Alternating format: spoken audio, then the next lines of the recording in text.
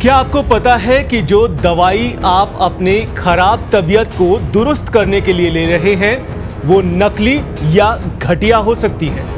क्या आपने कभी सोचा है कि पैरासिटामोल या पैन डी जैसी सबसे ज्यादा ली जाने वाली दवाएं भी अब सेफ नहीं हो सकती?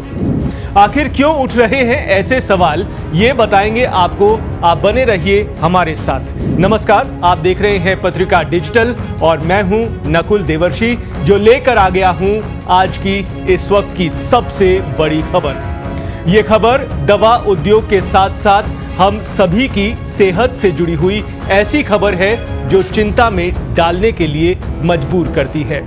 दरअसल central drugs standard control organisation यानी CDSCO की एक ताजा तरीन रिपोर्ट में सामने आया है कि बाजार में उपलब्ध 10-20 नहीं बल्कि 53 दवाएं घटिया क्वालिटी की हैं। इसमें भी हैरान करने वाली बात तो यह है कि घटिया बताई जा रही दवाओं में सबसे ज्यादा काम में ली जाने वाली पैरासिटामोल और पैन डी जैसी कई विटामिन्स और एंटीबायोटिक्स भी शामिल हैं।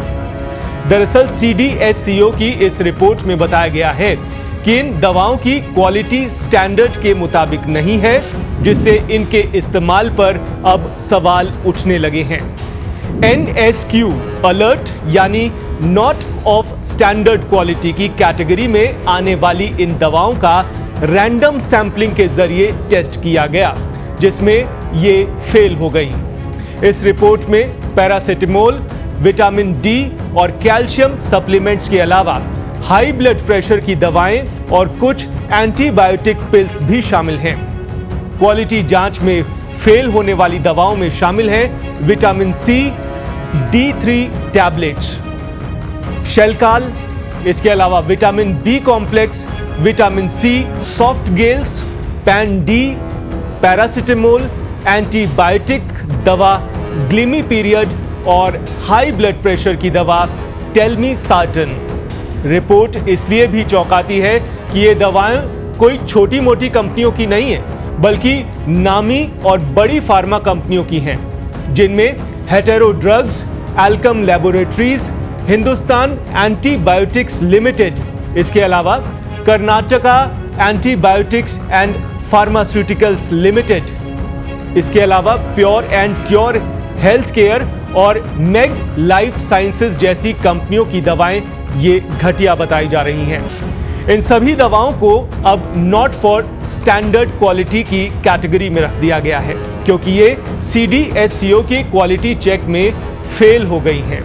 इधर इस रिपोर्ट के बाद सेंट्रल ड्रग रेगुलेटर ने 2 लिस्ट जारी की है। एक लिस्ट में 48 दवाएं शामिल हैं जो क्वालिटी टेस्ट में फेल हो गई हैं, जबकि दूसरी लिस्ट में 5 दवाएं हैं जिन्हें NSQ अलर्ट कैटेगरी में रखा गया है। कंपनियों का कहना है कि इनमें से कुछ दवाएं उनके नाम से बाजार में बेची जा रही नकली दवाएं भी हो सकती हैं। पुलमोसिल नाम की दवा के मामले में तो उसकी कंपनी ने सीधे तौर पर यह दावा कर दिया है कि जिस बैच को फेल बताया जा रहा है वो उन्होंने तो बनाई ही नहीं है, बल्कि ये नकली दवा है। हालांकि इस बात की पुष्टि जांच होने के बाद ही हो पाएगी। वैसे आपको यहां ये भी बता दें कि CDSCO ने अगले अगस्त महीने में 156 फिक्स्ड डोज ड्रग्स कॉम्बिनेशन को बैन कर दिया था, क्योंकि ये मानव स्वास्थ्य के लिए खतरनाक हो सकते थे।